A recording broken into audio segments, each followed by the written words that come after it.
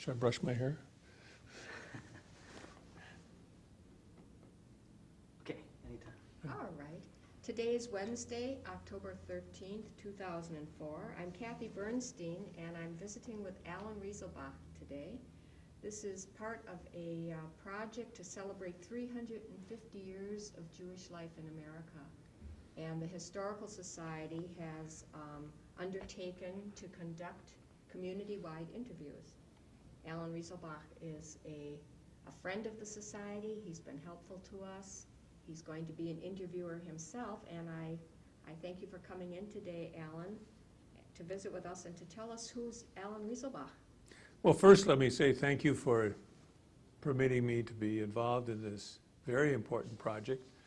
I was in New York last weekend and visited the New York Library, where there is a display of the same subject, 350 years, and a brochure of a very well-written brochure of the history of Jews before America and when they came to America, which I found very interesting. Now, what can I do to help this interview for you? Well, we have questions. You know we have questions. Yes. So why don't we start right at the beginning. Your name is Alan Rieselbach. I'm interested to know, is there something special about the name Rieselbach? Does it mean something? And Yes, it means rippling brook. Riesel is a brook that sort of moves along, and Bach is a brook. So it's obviously a place name. My grandfather Rieselbach grew up until he was about 14 when he came to the United States, near Budapest. And Budapest, as you probably know, had been run by the Germans and the Austrians. At that time it was Austria-Hungary. So I think the name was a place name. I don't know who picked it, whether the family picked it or someone picked it for the family. But that's the derivation. I've got a little story on that. Go ahead. In the about 1942, my father, who owned an advertising agency that was conducted under his own name, Alan Rieselbach Advertising Agency, and my uncle, who was a practicing attorney in Milwaukee, went to their father in Milwaukee and said, you know, we've got a name this war is going on, we got a name that's German and everyone hates the Germans. And then to make it even more difficult, lots of people know that it's a Jewish name. So we get it both ways. What do you say that we shorten our name just to Ries? And you can spell it any way you want to spell it. And my grandfather looked at his two sons and said, boys, all I'm going to leave you is my good name. So you won't change that. And they did not. And I'm very glad that they did not. it's a nice name, especially when you tell me what it means. Well, it's a name that if you go to Boston or different places in the country or the world is maybe difficult to pronounce, but in Milwaukee it's easy to pronounce. It is. So when did you who came first of your family, including your mother's side? And I'd like to talk a little bit about your mother. Well, both maternal great-grandfathers ran businesses in Milwaukee. What business? My father's mother, I shouldn't say both maternal great-grandfathers, No, I know what you but mean. my father's mother's father ran a dry goods store on Mitchell Street. His name was Sachs, S-A-X-E, Okay. and it was on the corner of 11th and Mitchell, which is where my grandmother grew up.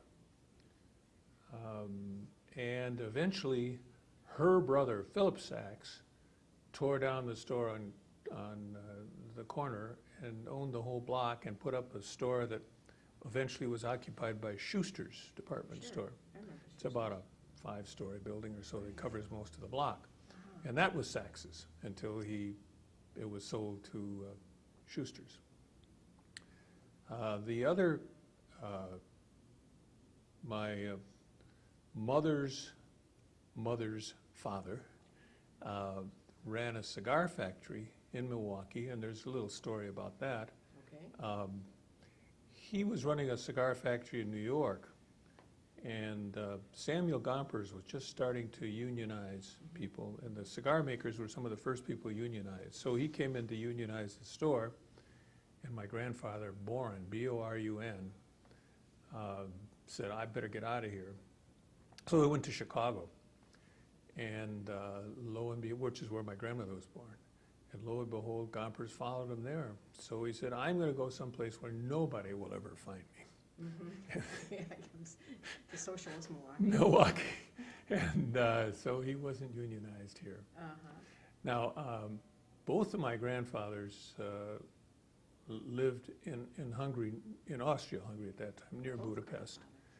Both grandfathers. They didn't know each other, but they grew up, it turns out, about 10 or 15 miles apart. Oh, isn't that something? My grandfather, Rieselbach, his father died, his mother remarried, and he knew biblical matters very well, so he left home. He didn't get along with his stepfather. So at about age 14 or 13, he left home and lived in people's homes, teaching them, tutoring them. And then at, I think around 16 or so, when you'd be subject to the draft, he decided that young Jewish boys didn't get along well in the Kaiser's army.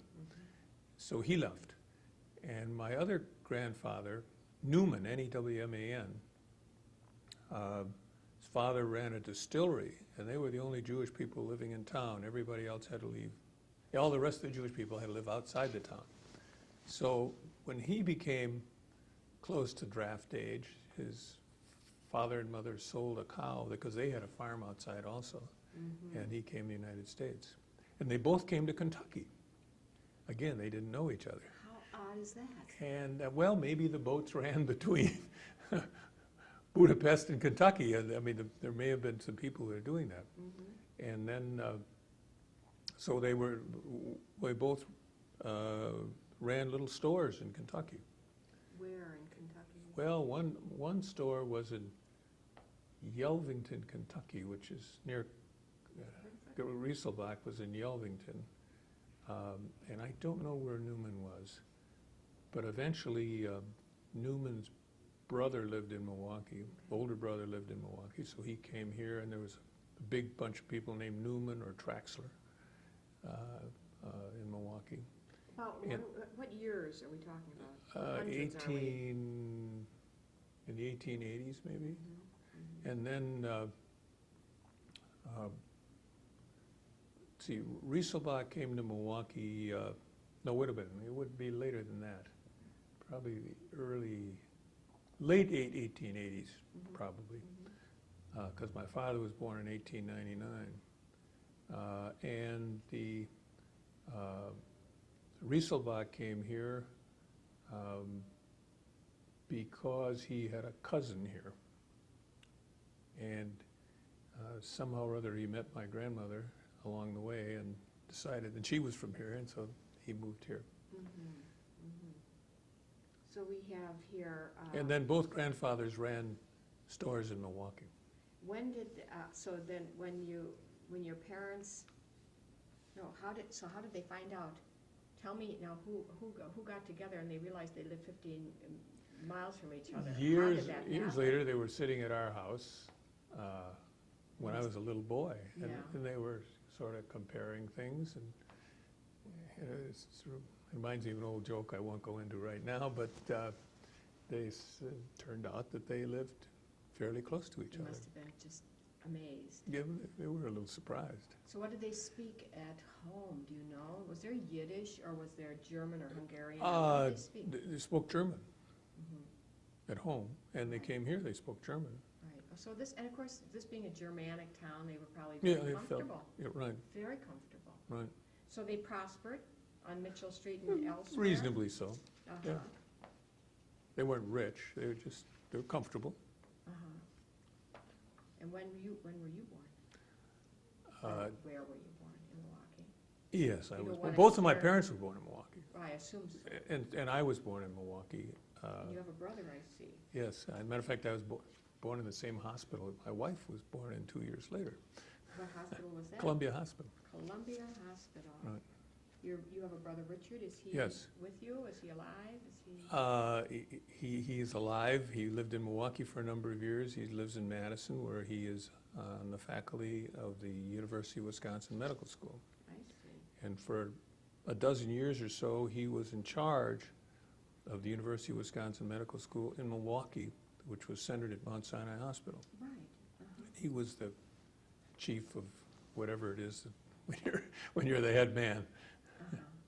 Yeah, I don't know what you call that. Well, were you active at Mount Sinai? Oh, no, that was- Is he older than you, Alan? No, he's 2.5 years younger, but Oh. that was his world.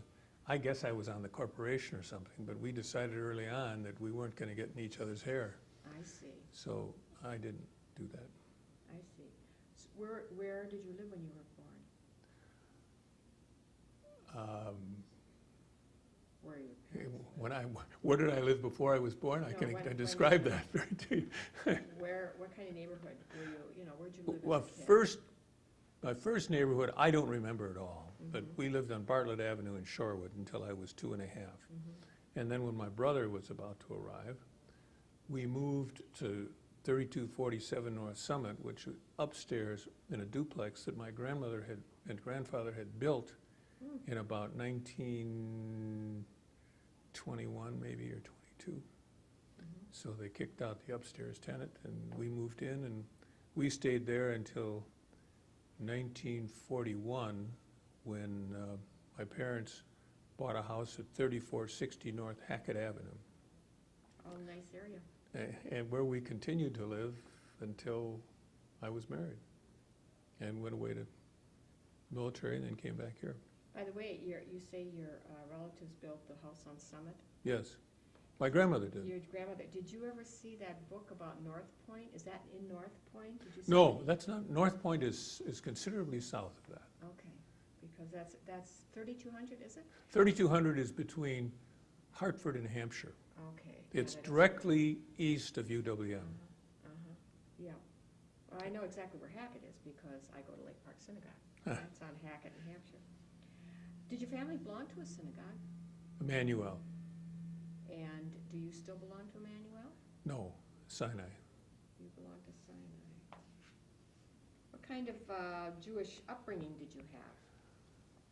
Well, reluctantly, I attended Sunday school at Emmanuel and was confirmed there. I won't say reluctantly confirmed, but reluctantly attending Sunday school, because there were better things to do on Sunday morning or Saturday morning, depending upon the day. And then I was confirmed, and then I didn't attend anymore. And the same with my brother. How did your family live its Jewishness? I mean, was that an integral part of your upbringing? Did you have a Christmas tree? Yes. Okay. But Did we have the Hanukkah lights? Yes. You had it all? Yes. You had Easter eggs? Yes. It's interesting. I mean, I've heard the story, Yeah. not from, but Yeah. other people. But, Very I mean, much we- the same. Passover, did you have a Seder? Yes. So you had everything. I remember one year going to a Seder at the home of Rabbi Joseph Barron, who was a friend of my parents. Right. So we had the best of all worlds. You had the best of all worlds. Do you remember Rabbi Barron? Oh, yes, quite well. Was he a nice man? Yes, a Was he quiet? quiet, brilliant man who my parents knew quite well, and his wife. He seems to have been a bit of a force in the community. I did a little reading on him. He was able to cross all the boundaries, it seems like with somewhat of ease. Do you know if that's so? Well, I think his predecessor was better at that, Rabbi Samuel Hirschberg, who was also, Rabbi Hirschberg's two daughters, they lived on Kenwood Boulevard, were close friends of my mother. And he was superb. I mean, you'll get other information about Samuel Hirschberg, but he was superb. He had gone to Harvard, graduated from Harvard, and was just superb in representing the community, but also did a very fine job with his congregation. He touched me on the head at confirmation. In what way? Well, I mean, in confirmation day, they touch Yeah, each of the no, boys. but I mean, in what way was he superb with the I think he congregation? understood this community. He understood that the Jewish people in this community were beginning to reach a situation of affluence and prominence. I think he would have been startled perhaps to see the success that's been achieved. But I think he recognized that it was there. Mhm. And so he did what he could to pave the way, and I think he was successful. He was a handsome-looking man, I think. We have pictures, you know. Yes, he was tall, but not quite tall enough to reach my head at confirmation, to which he commented. Oh, really? That's cute. That's very cute. Were you happy to be Jewish? Were you unhappy to be Jewish? Oh, it was fine. No, I was. You went to Shorewood School? No, I went to normal school, and I was one of State Oh. Teachers College. I was one of maybe 2 or 3 children in the Jewish children in the class. I'm looking to see where. And then I went to Hartford for 2 years, 7th and 8th grade, and there were a few of us. And then university school, where there were 2 or 3. I belonged to a Jewish high school fraternity, Which one? TAG, Yeah. and But that was out of Emmanuel, wasn't it? it was out of Emmanuel. Right. Well, it had nothing to do with Emmanuel, but the people who were in it were all Emmanuel members, right? So we're German Jewish, I say German Jewish, I mean East Side types, East Side, yeah. because you're not really German.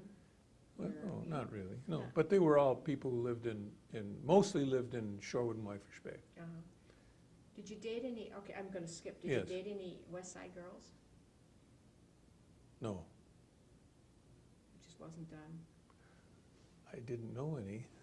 Did you? I think I dated only maybe 10 or 15% were Jewish, or 25% were Jewish.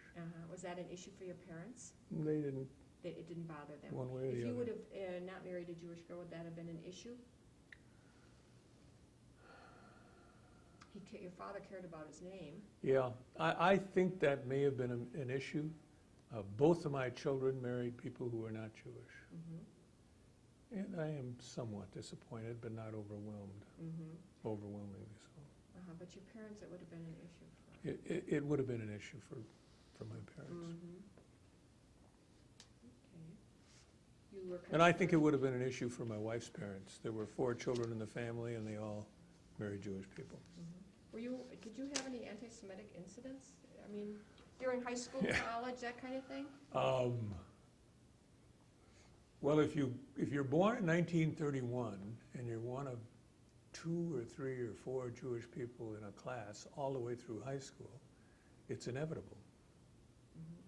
Mhm. None were so serious that they really upset me. And most were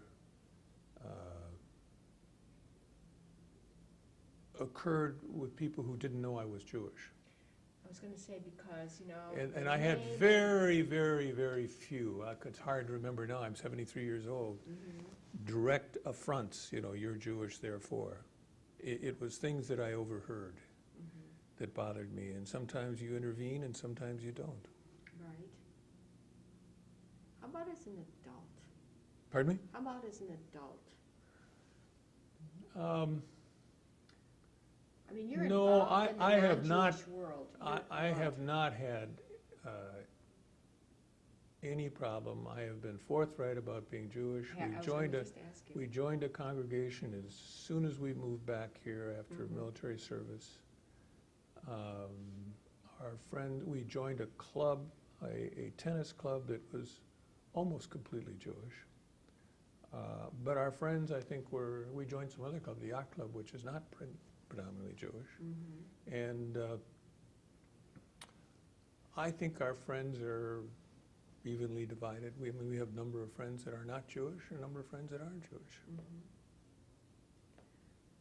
You said when you came back from the war, Well, not the war, service. service. I was a lawyer and I served the Air Force in the United States as a judge advocate. Okay. I didn't know that. No war. When did you serve? Um, 1956 through 1959, all of the time at Shaw Air Force Base in South Carolina. We were married shortly before. I guess the sequence is,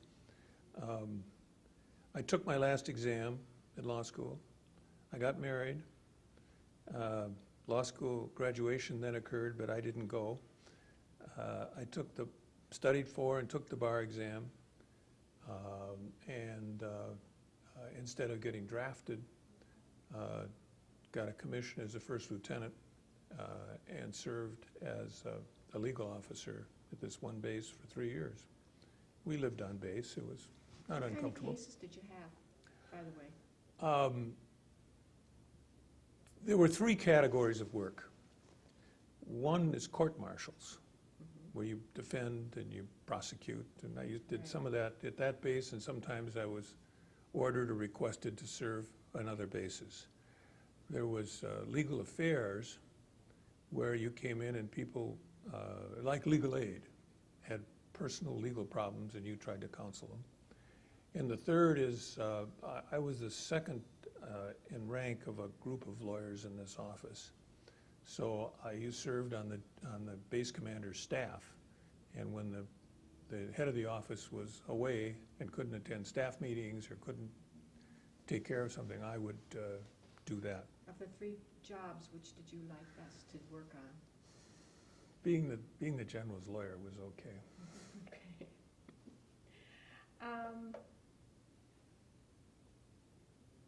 Tell me I know some things that you're involved in.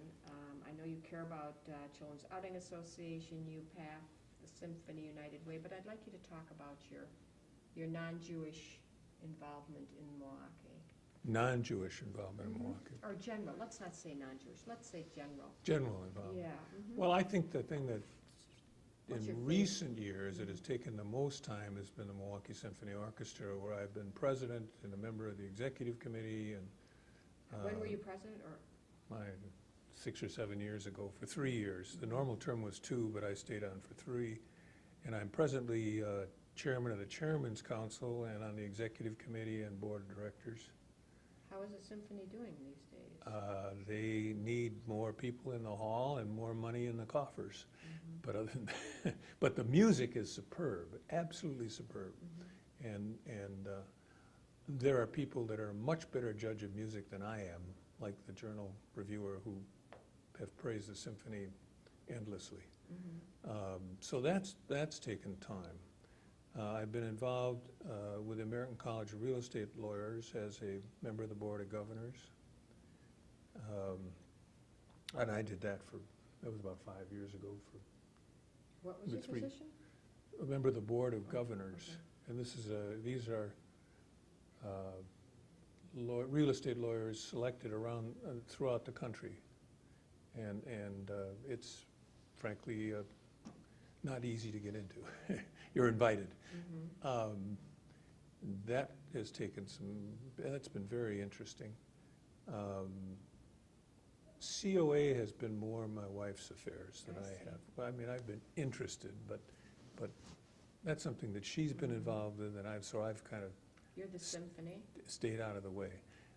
On the United Performing Arts Fund, I've been on the board of directors. I've been on the campaign. I just finished, as a matter of fact, the latest campaign. I was on the campaign cabinet there, and we reached our goal for our division. Right. And as a matter of fact, the whole campaign did. I've been involved with the Bar Association. Years ago, I was secretary of the bar, and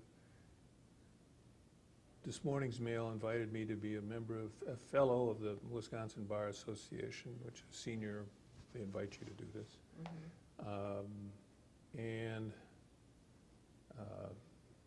I have trying to remember all these things. What about United Way? Well, in United Way, I was on the campaign cabinet 2 years ago, and have worked there because I think it's terribly important for the community to have not just the community-wide support financially, but have somebody who looks at agencies to help them along and some of them need help. You mean as far as offering Supervisory and advice and advice, uh-huh. you know, services, administrative advice. And so that's what you do. Mhm. But the symphony is really your thing. Well, it has been. I mean, Mhm. you don't do everything forever, you know. No, of course not. Of course not. Yeah. What would you like to do? What would like if you weren't doing any of that? What interests you today? Where you Today, want to- well, Where are you today? I mean, I'm- are you I'm- still work or are you well, retired-ish? I'll describe what I do. I take graduate courses at UWM. I'm presently taking one on politics and mass media, which seems appropriate at the time. Mhm. I'm a construction industry arbitrator. I'm supposed to have an arbitration case tomorrow, but they settled the case. And I'm of counsel at our law firm. I have an office and a secretary, and then Right. we had some longtime clients that I've long ago turned over to others as far as the work responsibility, but I see these people occasionally. Mhm. And then we like to travel. Mhm. And during my active years in the practice of law, I was involved mostly in transactions, and that required your presence. You couldn't really do it very well by phone, Mhm. and we didn't have the internet those days. Right. So I now have the opportunity to travel a good bit, which we do. Mhm.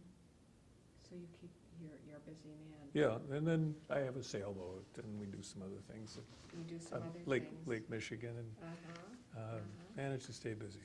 Well, and within the Jewish community, I mean, you've been a campaign worker here for a long time. You Yeah. and I, when I was working in campaign, you were one of my workers, as we say. He's my worker. Well, I don't do a lot, but I take some cards every I year. know you do. And I wonder what your connection is to Israel. Have you been? Do you, Yes, how do we you took feel? the Federation. In fact, I think I trip might have to been on Israel, that with you.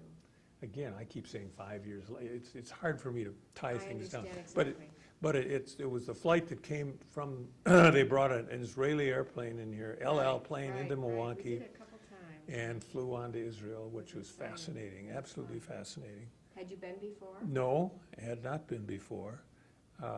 It was truly an interesting experience. Both the history and the sociology of it were absolutely fascinating. What do you think's going to happen there? Do you have any, with that poor country? It's going through some terrible things. What do you think? Do you have an opinion? I'm sure you do. You're taping this, so I So will. what's the I'll difference, stay away Carol? from politics. I'm not, I just I think that we've got to do something to help them settle their dispute. Clinton was very successful at that. And I would hope that whoever is elected president would get Mr. Clinton involved again to try to settle this situation. You've got to give them a home, give the Palestinians a home. And you've got to stop the violence. And long ago, the Rabin decided that trading some land for peace was worthwhile. Unfortunately, he met a terrible end. We visited his grave, as a matter of fact, when we were in Israel. And so I think that the United States must stop its benign neglect of the situation there. In the United States, it's a political problem, and we're just going to have to overcome that. I mean, if we can go into Iraq to have democracy, we have another country that already has democracy, and we better preserve it. So that, apart from any religious feelings about Israel, I'm thinking of the world as a whole. I think we better get that straightened out. And as long as it continues, we're going to have the festering anger of Muslims throughout the world who look at the United States in a very unfavorable light, because we've been supporting Israel. There's no question about that. So I think for long-term peace in the world as well as, of course, peace for the people in Israel, the United States is going to have to become more involved and force or broker a solution. Think the wall was a mistake?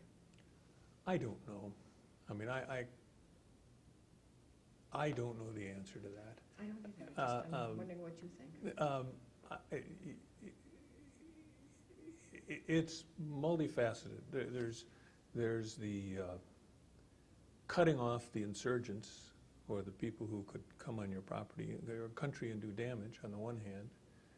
There's the location of the wall, which they think is de facto division, and it's located at a place that not all the Palestinians agree to.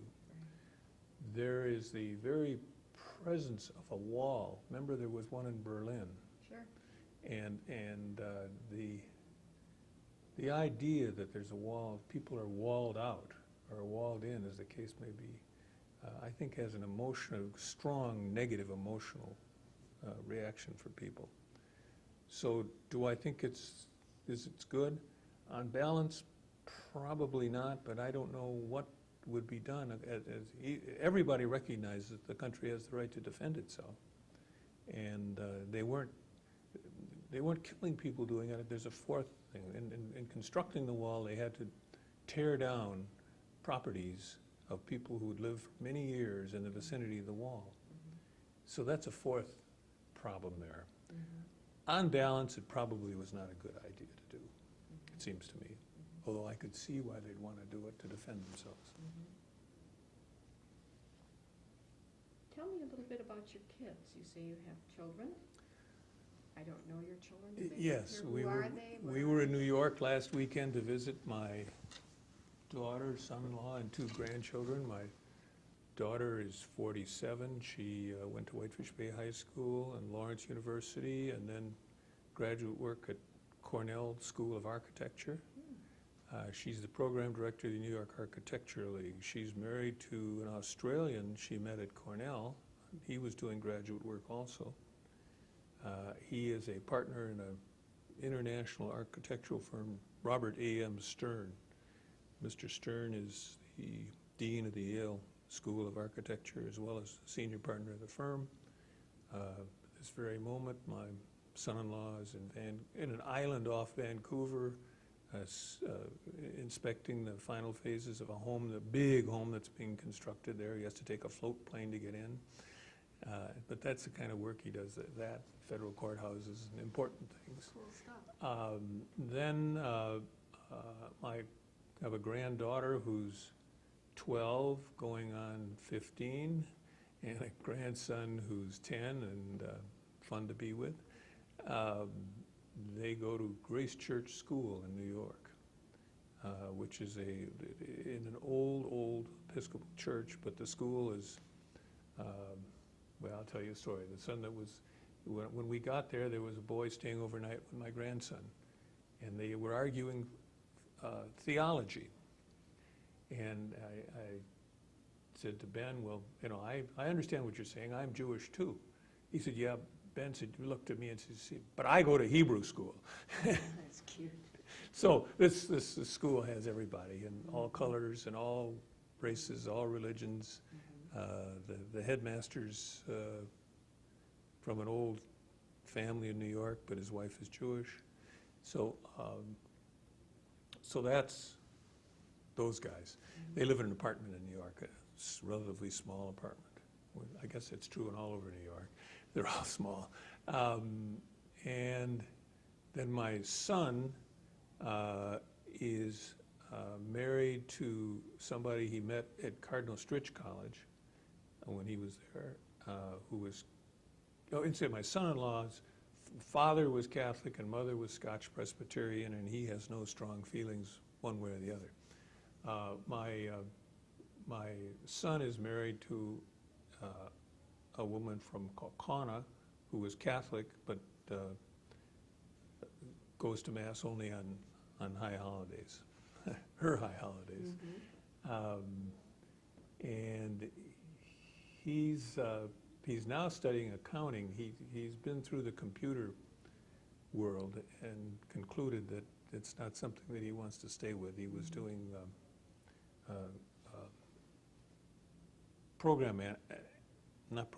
systems analysis. And he's decided that every high school kid that's coming along now knows how to do systems Sure. analysis better than he'll ever know. So he's studying accounting at UWM. That's the kids. Very nice, very nice. What do you think is the, putting aside Israel, what do you think is the greatest problem that could face the Jewish community? In Milwaukee, how do you see our future?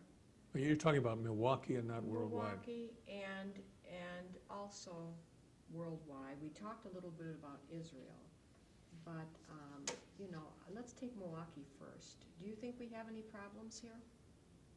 Jewish community. And I know you're not as Yeah, involved. I'm not as close. I don't see, because I'm not close to it, I don't see any major problems. I mean, we're certainly prosperous. There's not much anti-Semitism in this area, at least not discernible. Did you think that there was anti-Semitism involved with that whole campus when, with the JCC and with Whitefish Bay? I'm going to stay out of that. One of my partners represented the Federation Yeah. on that whole thing. Oh, okey-dokey. So I better not, I Okay. mean, All right, let's move on. Let's Okay. ask you, how do you think? let me just say this much. There are people who thought that there was anti-Semitism involved. Your partner wasn't Jewish. No, his name Why was Jewish? Block, but he I wasn't know. Jewish. Yeah, I know. I thought for sure he had to be. But, right. He's not. Uh-huh. So I can't see any major problems, but I think that if you can look at the other end of the telescope for a moment, that the Islamic insurgents all over the world is something that even in our small community, we're the 38th largest statistical metropolitan area, could filter down here. And I am concerned about that, not only violence, but attitudes of people, that what's causing the violence, and what should we be doing about this violence. And there may be some resentment of the strong position that this community and others take to support Israel. And so I see that as a problem, but it's to be solved not because we're from Milwaukee or not be a threat to us, but I think it's the threat to the people who are living there and the threat to world peace generally. Israel gets blamed for an awful lot of things. The Jews get Right. blamed. And of course, many people say that the anti-Israel feelings are really masking anti-Semitism, Well, that may be. I just don't see it here, the anti-Semitism here in this community. I mean, if you look, we have 2 Jewish senators, you look at the people who are running the businesses, you look at people who are elected and selected. right? I mean, Steve Marcus was chairman of the Greater Milwaukee Committee recently. I mean, the people who own the sports teams, I think that there's not a major problem here that I perceive, although others may. You seem like such a calm person. I don't know you hardly at all. You helped me help the Historical Society with a legal document and my little bit of work with you with campaign. And I wonder where you get such a calm. Do you practice yoga or something? No. Because Well, it doesn't do you any good to get all stirred up. you're very, seem to be a very calm person. I wondered if you had any advice to give us, because Jews so often are, and I see it, all you have to do is, if you would have been here this morning, we had about 4 people in the waiting room, we were 5, and it was like there were 50. And very excitable, and you're just as calm as can be. I wonder how you attain that nice level of serenity. I've never really thought about it as strongly as you're putting it, but It's very, I've just, for me, I've watched you. I've learned that getting overly excited doesn't accomplish anything. Now, if I'm, you haven't seen me when I'm under the gun You know, behind on case. something that, a case where I, not yelling at the other person, No, I but not getting the understand. work out on time or something that has to be done. I worked under a lot of deadlines. Mhm. But I found there that if you get all excited, you don't get anything done. Mhm. And if you can just continue to see the big picture, and continue to see the big picture instead of you see the donut, not the hole. Mhm. And if you can do that, then a lot of problems go away. Mhm. You can't sweep it under the rug. I mean, the problems are there, but you have to deal with them. But you can deal with them in a looking at the total situation. Is there anything you would like to leave on this tape for posterity, like your grandchildren, if your kids aren't going to watch it? Give a message to your grandchildren. And I say it with a smile and a smirk, but I'm also serious, because this is why we're doing this, Alan. We don't know who's going to see this. I have a clear message for them. I want them to remember their Jewish heritage. Uh-huh. And although our family has not undertaken a lot of ceremony, it's something that we feel strongly as part of us. And I want them to remember where they came from. And the Jewish people are worth preserving. Yes, yes, yes, yes. That's a very important point. The Jewish people, the Jewish traditions, Right. and the Jewish conscience is something that we must preserve, and that's why they must remember. Thank you for the idea that that's why they must remember their origins. Okay, anything you want to add? That'll do it. Thank you very much, Alan. It was a good question. I had thought about that a little bit. Good, so this is Okay. easy.